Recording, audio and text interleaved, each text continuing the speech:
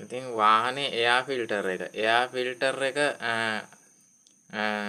හදවත වගේ මොකද එන්ජින් කම්ප්‍රෙසර් වලින් එන්ජින් එකට අවශ්‍ය වාතය ෆිල්ටර් වෙලා එන්ජින් එක ලබා ගන්න එයා ෆිල්ටර් එක මගින්. ඉතින් එයා ෆිල්ටර් එක ක්ලීන් වෙන්නේ වාහනේ ෆුල් සර්විසස් එකකදී විතරයි. ඉතින් සමහරක් වාහන මික්ස් කරනවා කම්ප්‍රෙසර් නෑ කියලා සාමාන්‍ය මුළුමනින්ම එන්ජින් ගලවන අවස්ථා තියෙනවා. ඉතින් වෑල් වල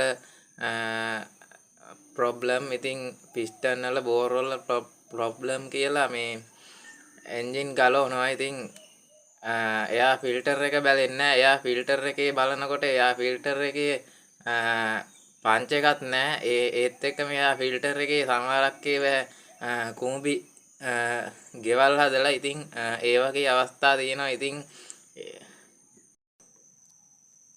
එයා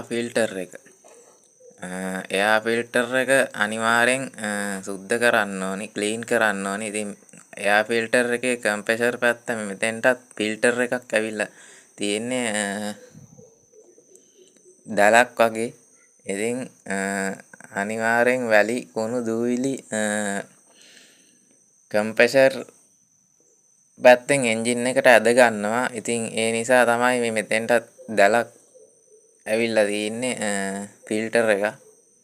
ෆිල්ටර් විදිහට. ඉතින් කම්ප්‍රෙසර් එක අපි ක්ලීන් කර ගන්න ඕනි.